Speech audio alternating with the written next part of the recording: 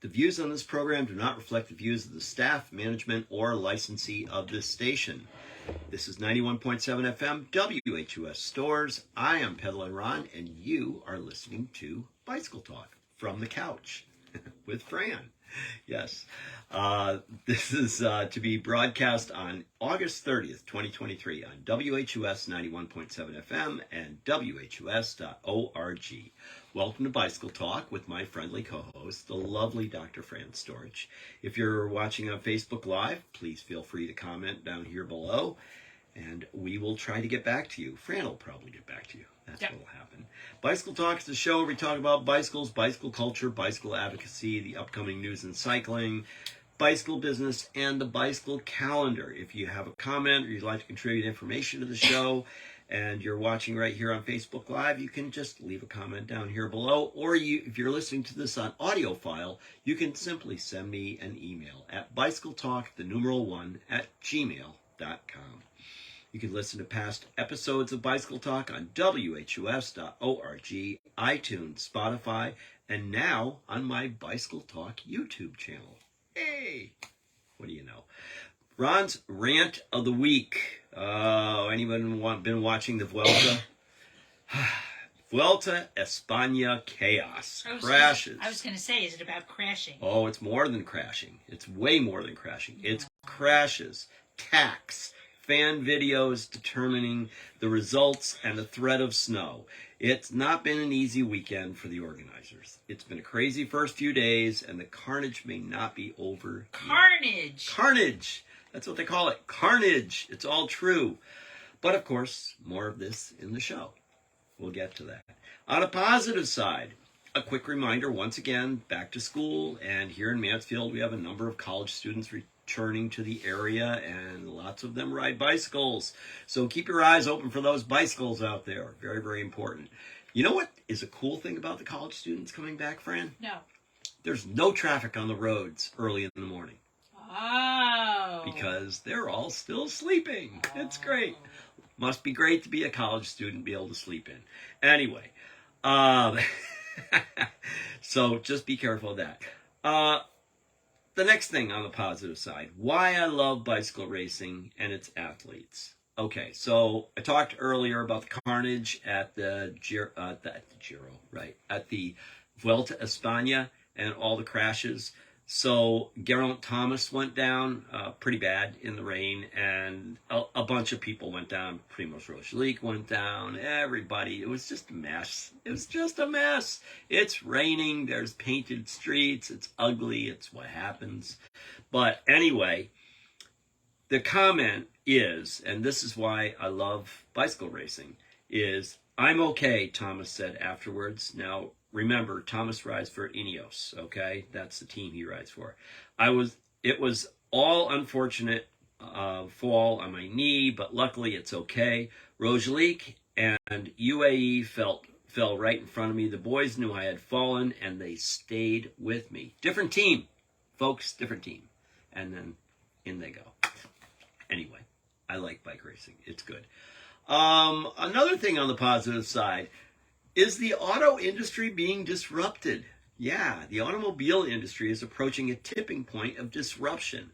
With the driverless electric automobile taking shape, the connected car market is currently growing at a 5-year compounded annual growth rate of 45%, 10 times faster than the overall car market. What does this mean? It means that people are not buying new cars. What does this mean for cyclists? Hey, more space on the road for us. Yay. Let's hear it. Anyway, I don't think it'll be true. They can't afford to buy new cars. Well, there's that too, but it does mean that maybe, just maybe, there'll be less crowding on the streets. And there's more factors that contribute to that too, including the urbanization. Yes. People are going back into the cities, and they are ditching their cars when they go there, and the next thing you know, there's less cars. And the other thing is there's a tremendous, and I'll get to this a little bit later in the show if I have time, there's a tremendous growth in e-bike happening right now in the United States and also all over the world. In Europe, it's phenomenally huge. It's like a people are really like they've jumped on hard on the e-bike craze. So anyway, as we move here, okay, and then the U.S. Let's see here. Compared to 2021, the American auto industry's annual sales were down more than 1 million units, or 8%. There you go. Facts and figures. They can't go wrong. Okay, that's what it is. Mechanical Minute and cycling tips. Okay, last week I talked about my creaking bottom bracket and my creaking carbon frame, and I didn't get around to telling you how it all worked out. So I showed you last week on the show this nifty little bottom bracket, which kind of screws together. It's really nice. I got to say, the workmanship was wonderful. It's really nice. It didn't work. It didn't work. I put it in. It didn't work. I pressed the cups in with my press. I did all the right things, but it didn't work. And so, unfortunately, I'm still creaking. Is there a crack in the frame? Good question. Stay tuned for next week. I'll let you know what's going on. But all I know is when I'm climbing hills, out of the saddle, especially, more so, the creak it's going beyond annoying. So I have one other thing to check because something just didn't seem quite right this morning, and I will check that and see if that makes a difference. But that's what we're looking at right now. Anyway, another thing on the Mechanical Minute and cycling tips: paint, rain, and cycling. Why do I bring this up? I'll tell you why I bring this up. The Giro. Not the Giro. I keep calling the Vuelta the Giro because, it's another Grand Tour bike race. No, Chris, I do not have too much power, but that was a nice comment, and I appreciate the compliment, but I certainly don't have too much power. So, you know what I have is I have a plastic bike, and plastic bikes make noise, and whenever there's anything ever so remotely wrong, they make more noise. But my steel bike is quiet as a mouse, so I might just have to go back to the steel bike and put the plastic bike away for the summer and try to figure something else out. Unless anybody has any ideas out there, but I do need to investigate the frame for cracks, because that's my suspicion right now, is that I may have a crack down near the bottom bracket area or somewhere on the frame, which is making the sound resonate. But anyway, moving on. Paint, rain, and cycling. Why do I bring this up? I bring this up because, oh my God, the wet roads in the Vuelta, unbelievable. Team time trials, entire teams going down, just crazy stuff. And not to get down on the promoters, but we are going to get down on the promoters a little later in the show. The promoters, they started and finished they're starting definitely in Barcelona. I think they're going to finish in Barcelona too, and I'm not real sure about that. But Barcelona is a little bit further north, and so it sits, actually, Fran went and looked it up last night because the subject came up, and Fran immediately dove into Professor Google and found out that they sit at the same latitude as we do, right here, up in Connecticut. Yep. So primarily on the shore of Connecticut. So about 35 miles south of where we are right here, right now. Somewhere around there. Anyway, so they get similar weather to what we get. And we've been getting some crazy, rain here. Colder weather, which is unusual for this time of year. We're getting things that we don't normally have. So there we are. So they got a lot of rain the last couple of days, and the problem with Barcelona as being a starting point and a team time trial point and all that other wonderful stuff that goes along is when you get into a big city, what do you get? You get lots of traffic, lots of congestion. That's all alleviated for the race, right? They take that out. What they don't take out is all the paint on the road.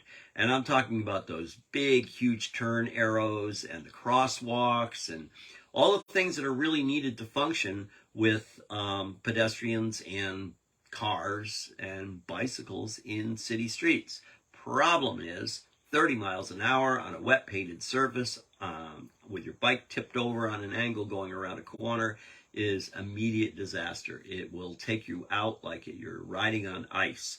So how to ride bicycles safely on wet roads or in the rain is my more of my subject here on the show here today, because this is not good. It's just not a good thing at all. So we got people that, move to places like Seattle and they go, what do I do about this rain thing? Or they move to Portland, Oregon, and they go, what do I do about this rain thing? Or they move to England. There's a place that it rains all the time. They got a lot of rain. And what do? So this comes off of a site which is known as Road Bike Rider. And Fred Matheny, who has been in the bicycle industry possibly as long as I've been in the bicycle world, he has a reply here. The main tactic for slick road riding is to do everything slowly and deliberately. On a wet road, tires lose traction much more easily when braking, cornering, or accelerating. To ride this way takes good anticipation. You need to plan for what's coming up so you can react unhurriedly rather than at the last moment. Here's what to do. Okay, and they've got a whole list here. Painted lines. They can be incredibly slippery when wet, especially if it's new paint. Be wary of any corner in town where crosswalks are present. Same goes for manhole covers and any other metal surfaces. Manhole covers, gas line covers, all sorts of fun things that are out there. So, you got to watch out for that kind of stuff. Basically, you got to be riding with a higher level of alert when you're riding in the rain. I think that's it. Fallen leaves. Now, this is a big thing because when you get a heavy rainstorm that comes through, quite often, the rain comes down so hard that it actually prunes the trees. So you get leaves on the road, especially when you're riding here in New England, where we have this thing called fall. Why do they call it fall? Because the leaves fall. I think that's why you call it fall. But anyway, the leaves fall, and they fall at record-breaking levels come fall. So as they change, they get weaker on the trees, and the trees are basically deflowered of all their leaves, and the next thing you know, you got leaves all over the roads, and man, you just got to be super careful about that. So you want to watch out for falling leaves. As you get closer to winter, low temps can mean there's actually an icy spot also. So again, as the weather changes, you got to keep your eyes open on that. Gravel. Bad enough when it's dry, but wet, it can be like riding on ball bearings. Yeah, not good. I actually had a gravel experience this morning that I had to be super careful about because there's gravel on the roads. Why is there gravel on the roads? Because what happens here is we get these heavy dose rainstorms, ones that really come through, like the big thunderstorms that come through, and they come through and drop 2 inches of rain in an hour. And when they do that, they wash out people's driveways and they wash right out onto the roads, and therefore you have gravel on the roads. So there's a lot of places out there that there's gravel on the roads. Or it may not even be for someone's driveway, it just may be from the edge of the road. So you got to keep your eyes open for all of those challenges. It's never grab the brakes while the bike is angled on a wet surface. So Deep River is actually even with Barcelona. Okay, not Deep Old River. Saybrook. Okay, so that's 10 miles in, maybe not even 5 miles in. Yep. Okay, it's still the coast. Anyway, a braked wheel tends to go straight, so you can clamp the stoppers when cornering. If you could just stop, use your brakes before you hit the corner. That's kind of an old adage. That's an old car thing too. You never apply your brakes into the turn. That's not a good idea. So no matter whether you have fancy disc brakes or not, it doesn't matter. You just don't want to do it in the turn. Speaking of braking, remember it takes several revolutions to wipe moisture from your rims. If you don't have disc brakes, anticipate a much longer stopping distance. Be ready to lighten your grip as soon as the pads grab. You could lock the wheels and skid. As for your road bike being less stable than your mountain bike, much of the difference can be based on tire size. Try fitting your road bike with the widest tires that your frame will accept. That's like 700 by 28C or greater, where is my personal preference is to go to the wider tire right now. The wider tire has a bunch of other things that we've talked about this on past episodes of Bicycle Talk. So everybody knows that I'm a big fan of the wide tires. They really, really do help. So anyway, those are the things you can do when the roads get wet. Yeah. So why is the paint so slippery? I'm just gonna tell you what's going on. When you put fresh paint down on the road, fresh paint, it's very non-porous. So what you end up having is water that is bubbling up on top of the paint. Plus the paint may be a petroleum-based product, which will end up adding an oily-ish kind of surface there too. It's just all bad. It's just all bad for so many reasons. And of course, if you wanted to use a paint that was more porous, you would have to paint the roads more often. So that's probably not economical for the highway departments to do that. So therefore, we have slippery when wet. And it gets real, real slippery. So you just got to just think like, oh, I don't know how to put this.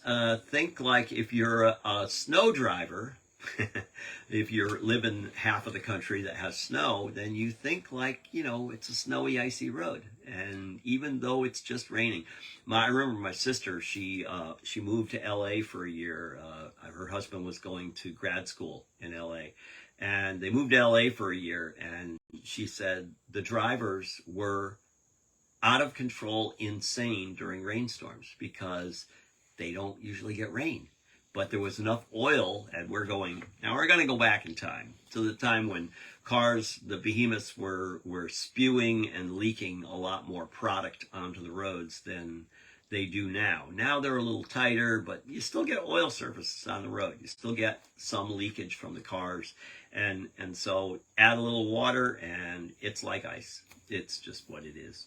So anyway, why would you start and finish a team time trial in a big city that has lots of painted roads, expecting that maybe there might be a chance for rain? Well, in defense of the promoters of the Vuelta, it's usually the rain mainly falls in the plain. What is it? What do they say? The rain in Spain falls mainly in the plain. There you go. That's what it is. In defense of them, it really, this is not a time of year that they get a lot of rain. So anyway, but they are now, and that's what happened, and that's that. So we move on in content. I have some listener feedback for Ron and Billy's Heart to Heart show from last week from Peter Miller, who is, he listens, actually he's from this general area. He's up near the Connecticut-Massachusetts line, and he was able to listen to the show on Wednesday, which is when our recorded show comes out, especially the subject of open heart surgery. I'm 75 years old and had open heart surgery on July of 2011. I had a stroke temporarily, lost my eyesight. I slowly returned after several minutes, pretty scary, with no damage to his eyes. The cause was a leaky heart valve, blood not getting through, getting enough oxygen, causing slight blood clots. One clot temporarily blocked the veins that control my eyes. Anyway, 2 weeks later, he was on the surgery table. His heart valve was repaired. It's good that he doesn't have coronary heart disease. Did you ever think about a heart survivor ride? I have thought about a heart survivor ride. Billy and I have talked about that. I think that would be a fun thing. Anybody out there that's listening who is connected closely to the American Heart Association, talk to me, please. I'd love to do something like that. I'd love to promote something like that. That'd be fun. Or help promote. I do enough. I don't have to do any more. But if you know anybody who's interested in getting involved in that, I think a heart ride would be a great ride. There's cancer rides, there's diabetes rides, there's all these different rides that are out there. Not as many heart rides. And I don't know why, because heart disease is the #1 killer of both men and women here in the United States. And can be helped by riding a bicycle. And can be helped by riding a bicycle. And can be helped by you knowing your body when you do ride a bicycle, which is why I ended up in surgery for my heart condition. I didn't have a heart attack. I had an episode, I guess you would call it, of not being able to breathe. How did I know that I was having an episode? Because I ride a bike all the time, and it was definitely a big difference from what I'm used to. You had dyspnea on exertion. Okay, that too. That's probably what I had, whatever Fran just said. It's definitely what you had. But you just said it. Anyway, you said it in Greek. she said it in Greek, or in medical Greek. Anyway, my apologies to the Greek public out there. But anyway, yeah, I couldn't breathe, and it was an unusual couldn't breathe. I mean, yeah, you know what it's like. You're climbing a hill, you're gasping for air. It happens because you ride a bike, and the hill's big, and, you know, that happens. But when you can't get enough oxygen and you have to actually stop, you have to question what's going on there. Whereas when you normally had done a climb like that, you know, that wasn't an issue. So anyway, that's what forced me into that situation, and it was a really good thing because they fixed me, and it's all operating really well now. I'm really, really psyched. I'm just in great shape at the moment, which is really cool, and that's a good thing. So anyway, a big shout out to Peter for this, and Peter also wanted to remind us that there is also in Brimfield, Massachusetts, there is a ride coming up, and it's close to where he lives in Staffordville, Connecticut. And it's a land conservation ride. And I will say that it is Sunday, September 17th, 2023. I'm going to shout it out for him. I've got information on that, and I'll go over it maybe as we get into our, upcoming events towards the end of the show. So it's a good thing. He's also a forest landowner in Stafford, and he puts he put a conservation easement on his family's forest land with several other landowners, and you can see it there. So he's got a link that goes to that. Anyway, we're part of a greenway going through eastern Mass and Connecticut to the shore. Hopefully it will all be connected. Less cars, more rural. Yay, Peter. Good. Good. So thank you for reaching out, Peter, to the Heart Show, because that's kind of a cool thing that people were listening and relaying their stories. If you have a story that you would like to relay back to us, back to Billy and I, about your concerns with a heart situation you may have had, and you're a cyclist, share them with us, please. We would love to hear more. We'd love to. So let's go on to the Vuelta. The good old Vuelta. Oh my goodness. So anyway, the Vuelta has turned into a really chaotic affair, I would say. It is. It's just not. It's not a pretty start. Not an easy, as it says here, not an easy weekend for the organizers.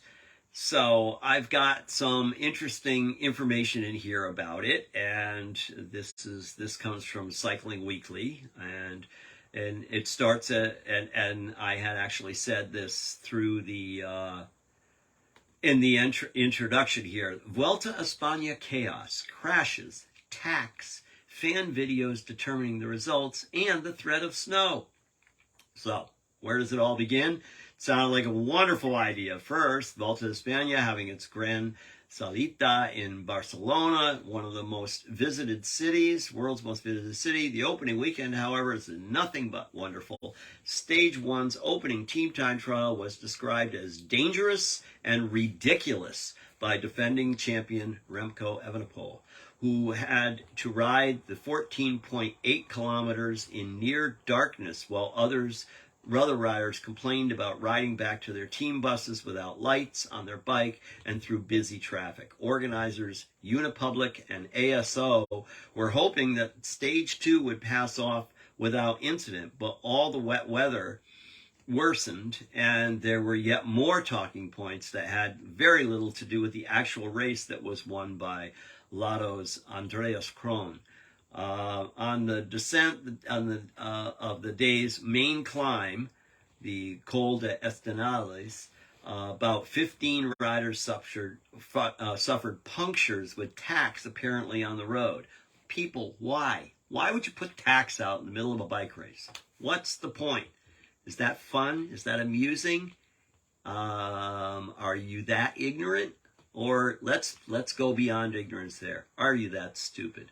I'm going to call you out on that one. So anyway, Evenepoel and Geraint Thomas were among the victims, and as at the finish of the U18 Emirates, Juan Ayuso launched a scathing assessment of the perpetrators. See, I don't even have to say it because here it comes right from a bike racer.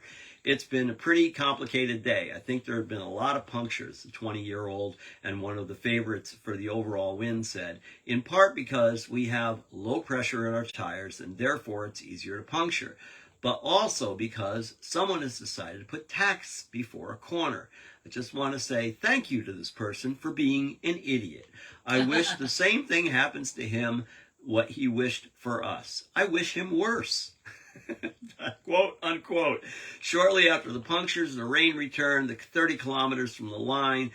Thomas suffered his second incident of the day, crashing on a roundabout with fellow favorite Primož Roglič of Jumbo Visma. Both mounted their bikes, caught the peloton again, but it capped off a stressful weekend for Thomas, who lost one of his key helpers, Laurence Desploux, to a crash in stage 1. I'm okay, Thomas said afterwards. It was unfortunate to fall on my knee, but luckily it's okay. And again, Roglič in the UAE fell right in front of me. The boys knew I had fallen. That means that Jumbo and UAE and what else? Had to be another team in there. They all rode in together. So that's a really cool thing. With the rain forcing the organizers to take the general classification at 9 kilometers to go. You know how sometimes they have that 3 kilometers to go because it's a big sprint stage. And so basically, if anything happens and crashes after 3 kilometers, everybody gets the same finishing time. Happened at 9 kilometers on this race. 9. So that's unusual. That's definitely unusual. So anyway, here we go. Just before that, it appeared, however, that there was no official timekeeping at the top of Montjuic, and video footage appeared on X, formerly known as Twitter. Don't even ask. Showing the race jury watching videos on smartphones of spectators to determine who claimed the 6, 4, and 2 second bonuses. You got to be kidding. So things may not improve on stage 3. That's happening today, by the way. And the race heads north into the Principality of Andorra and towards the summit finish of Arnansal. So just a few days ago, temperatures in the Pyrenees were approaching 40 degrees centigrade. But there has been a drastic change of weather in the Iberian Peninsula, and the temperatures have dropped to as much as 20 degrees, with snow even falling at the highest peaks. Why not? Why not?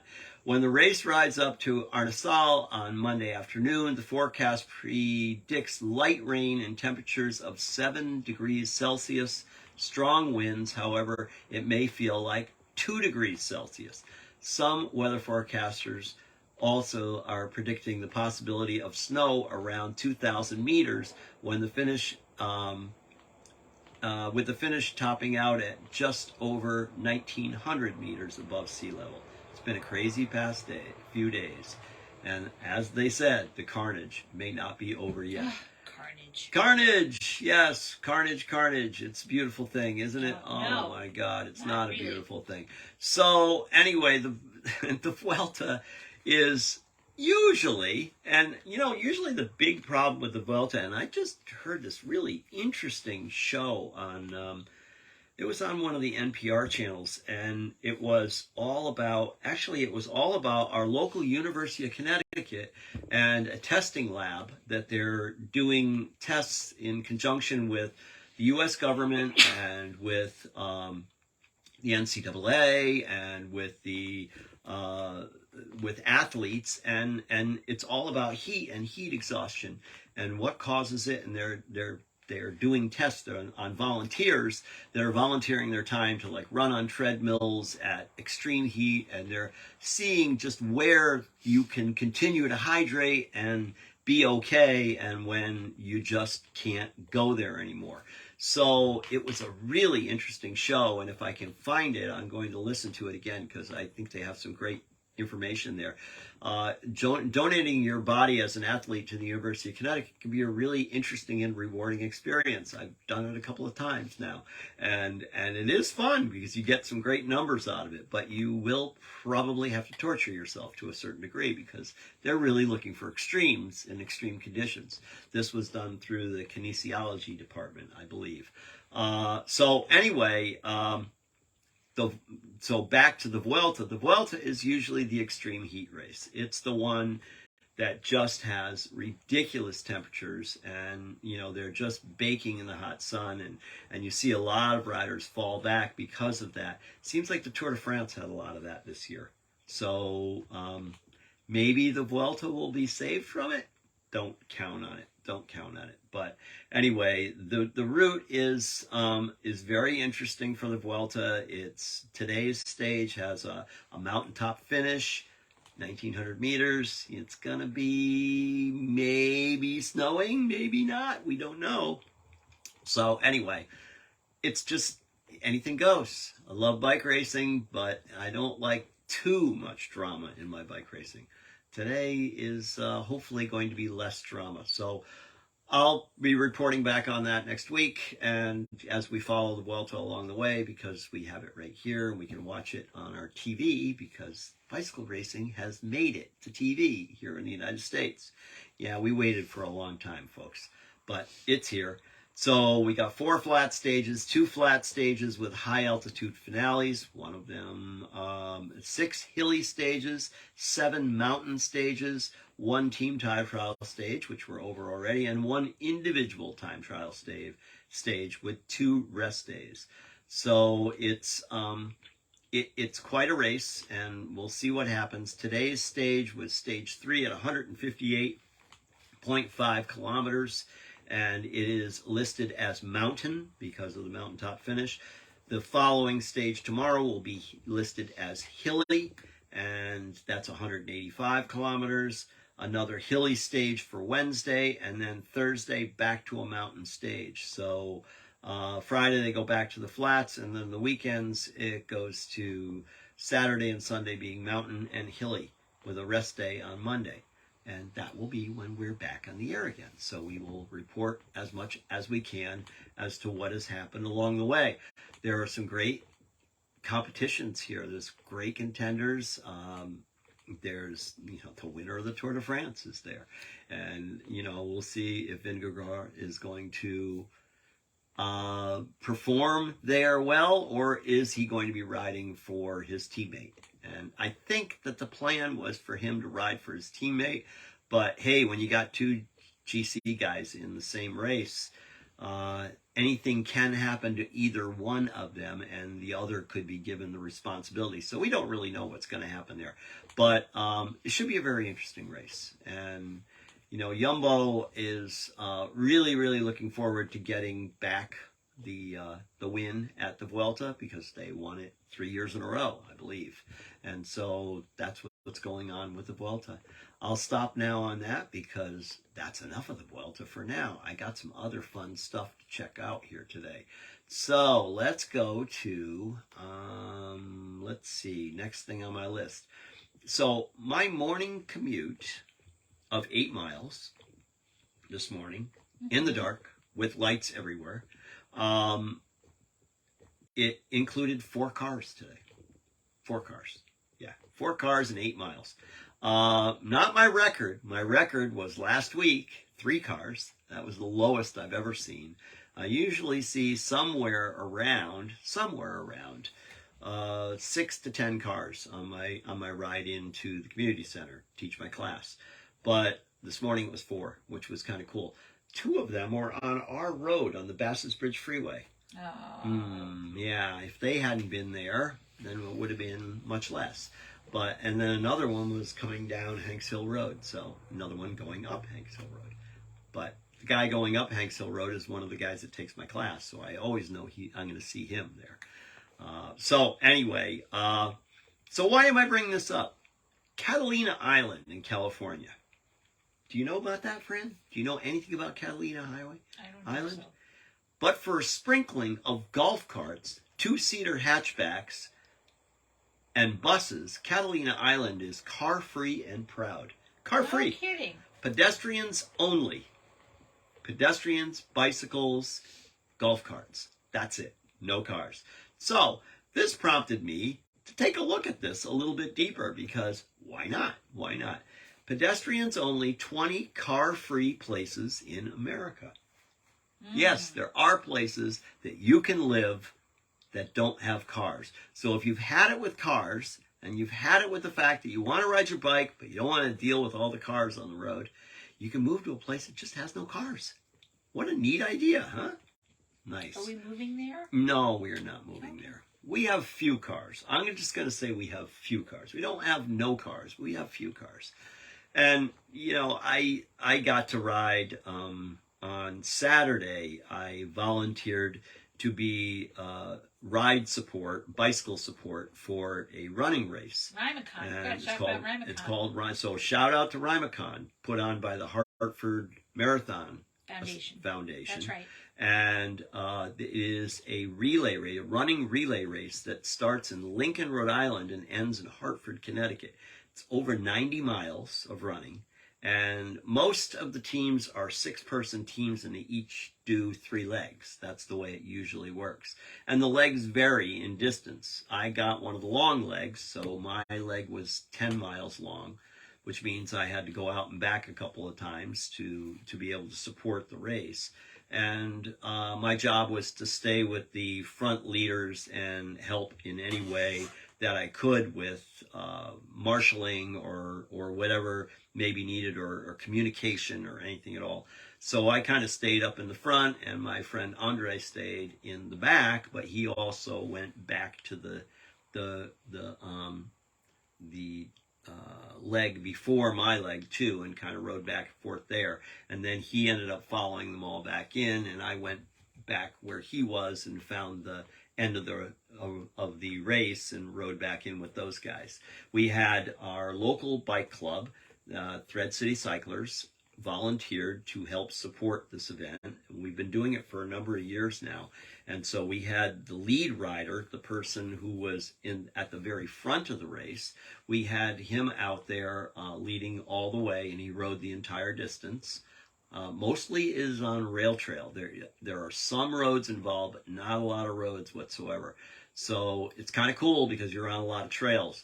Unfortunately, some of the trails are, a little rough in spots, but that's okay. You use your gravel grinder, as everyone likes to call them now, or as I like to call them, my cross bike, and you use that as an off-road type vehicle that will have no problem on any of this, because it's primarily flat. There's a few little steep climbs here and there, but it is primarily flat, which is kind of cool. It's great for the runners. It's great for us being bicycle support. It makes it really super easy for us to do. So big shout out to Rymacon. Had a good time. I seem to have a thing about getting flat tires there.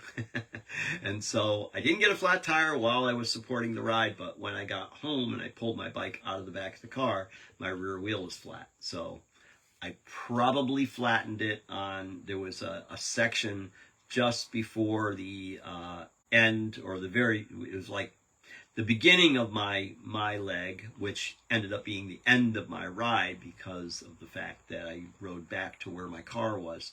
But there was a section of trap rock, which was, we're talking big trap rock. We're talking leftovers from when the rail line was down or whatever was going through there. But it was messy, and there were deep puddles and lots of trap rock, and it was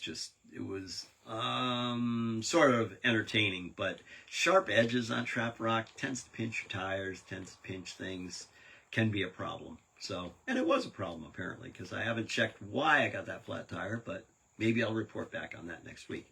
But anyway, it happened. Let's go back to our little talk here about, I'm looking at my time up there, Fran. How am I looking? I'm okay. So, 20 car-free cities, or 20 car-free places in America. funny. It's on bobvila.com. Bob Vila. Yeah, remember the guy, Bob Vila? He was the house guy on Yeah. This Old House, That's I right. think, is where he was on public TV. So it says here, if you're sick of your gas guzzler, maybe it's time to head off to one of these stateside locales where cars rarely, if ever, make an appearance. Click through to hitch a virtual ride on these 20 places where automobiles are either unwelcome or unusable. Okay, so we're going to start with Halibut Cove, Alaska. Located in the northern reaches of Alaska's Kachemak Bay State Park, this little-known, sparsely populated island retreat is as perfect for fishing and hiking as it is for admiring the quaint local galleries. You don't need a car to enjoy these wonders, both natural and man-made. In fact, town transportation is limited to walking, boating, and ATVs. I'll bet they allow bikes. They probably allow bikes. So, Merrimack Island, Michigan. Setting foot on this island, notice that these are lots of islands you're going to see. On this island in Lake Huron is practically like going back in time to the 19th century. So abundant, there are horse-drawn carriages. And to the quaint period architecture and the natural beauty of the island, it's easy to see why a 3.8-mile square community is designated National Historic Landmark. Monhegan, Maine. Okay, it may host the second tallest lighthouse in Maine, but for solitude speakers, Monhegan's biggest draw may be its car-free status. True to its name, which has been derived from the Algonquin word for out to sea island, again, another island, you'll need to park your car at a port and then take a boat over to reach the 69-person town. Fire Island, New York. New Yorkers take a 15-minute ferry ride across the Great South Bay to this locale on Long Island's South Shore.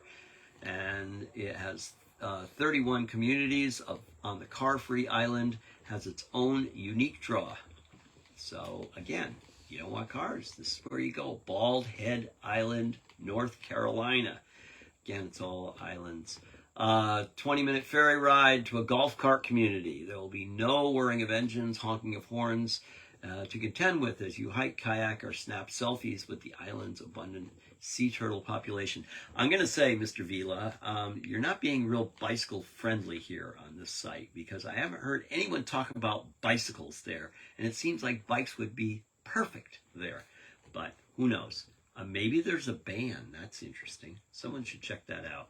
Sandwiched between, this is Russell Island, Michigan, and this sandwich between Algonac and Walpole Island.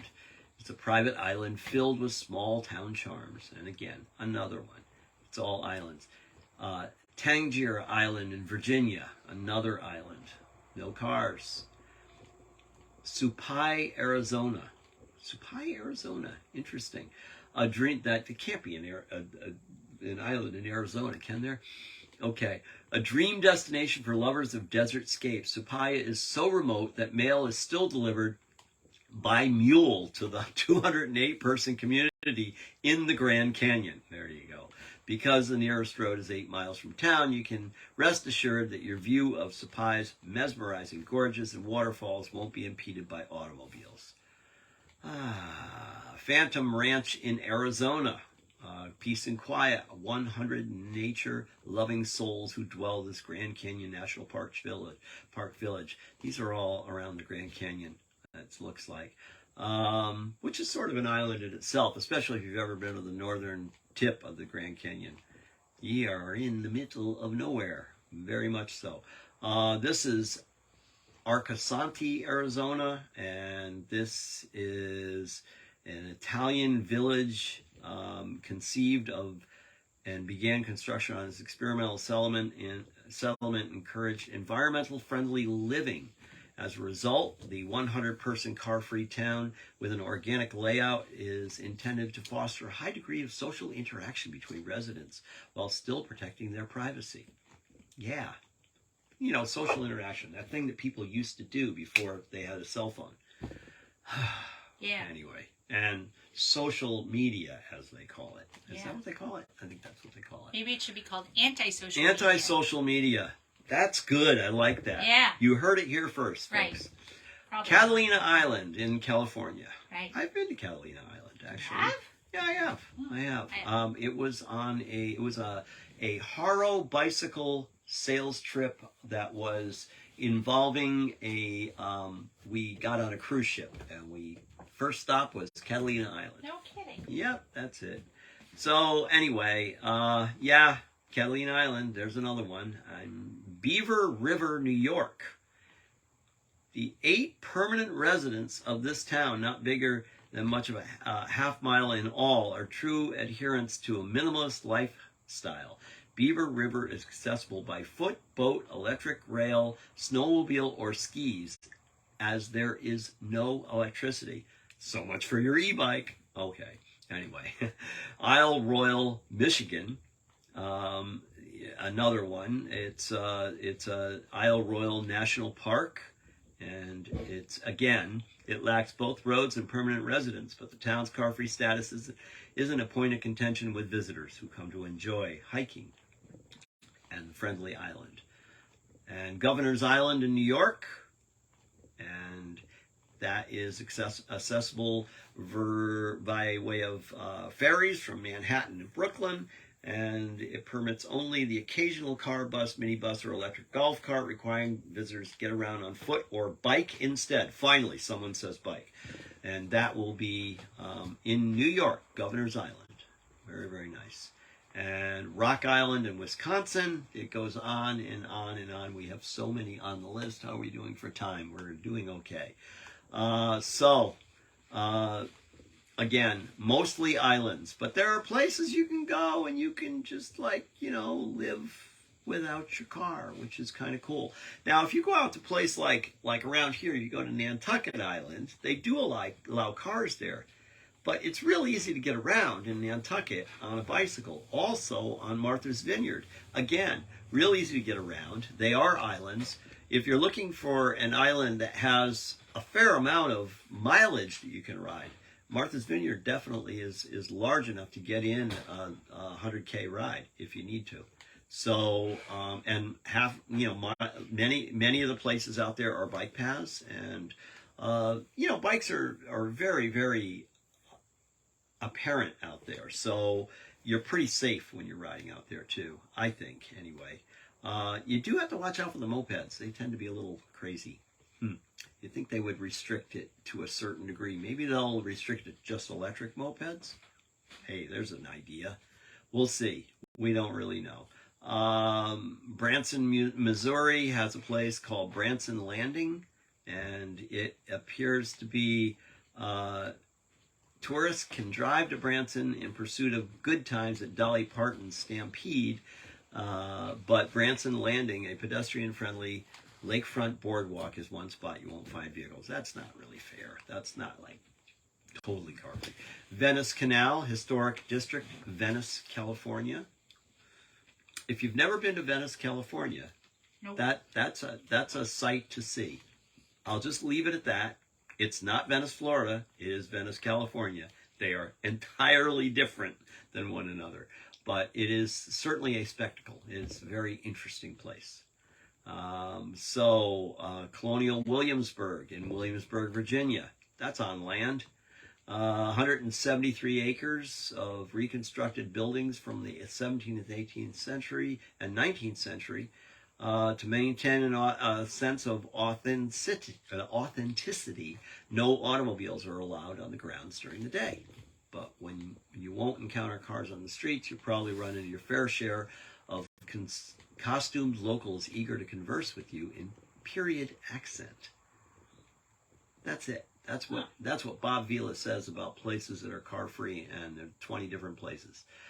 Thought it might be a fun thing to share, something a little different for Bicycle Talk, but you can ride a bike there, I think. Again, you might want to check with local authorities before going there, or you might just want to find a place like northeastern Connecticut, where we live, where there aren't that many cars. We don't have a lot of cars here. It's quite nice. We do have cars, don't get me wrong, and we do have people that are not bicycle friendly. Don't get me wrong there either. But it's a little more pleasant than it can be in other places, just so you know. All right, so I had mentioned earlier that the U.S. auto industry doesn't have a supply problem, it has a demand problem. Yeah, yeah. This is actually, I see things like this and I go, I'm not really, you know, pointed at talking about cars as much, but I do talk about cars a lot on this show.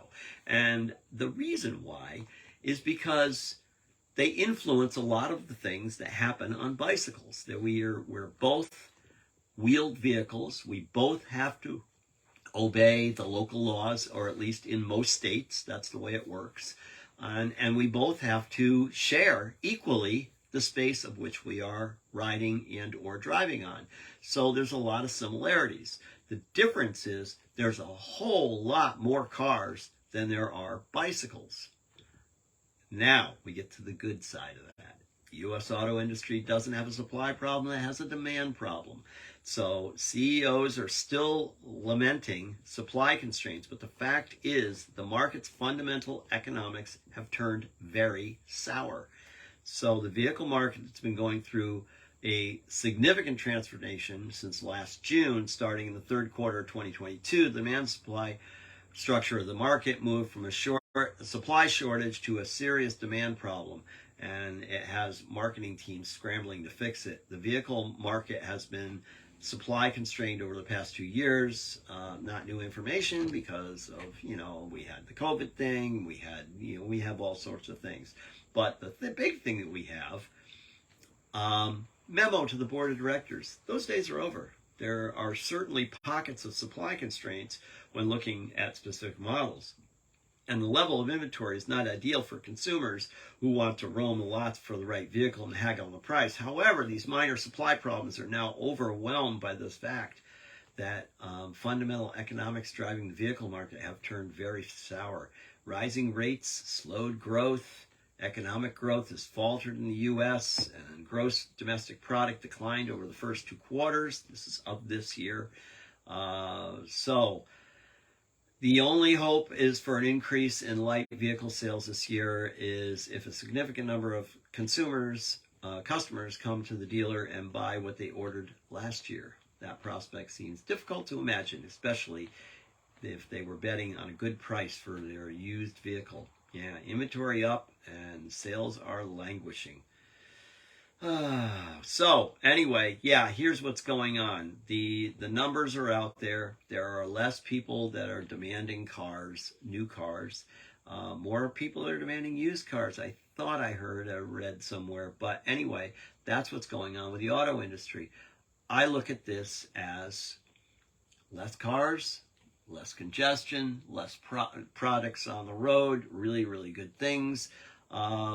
And then we go on to, other things like the bicycles, and they're really struggling this year too, just so you know. There's a lot of supply and not a lot of demand. There's a lot of dealers that are now overstocked because they feared not having product like they did during the COVID years, and so they're a little overstocked. The suppliers are very overstocked.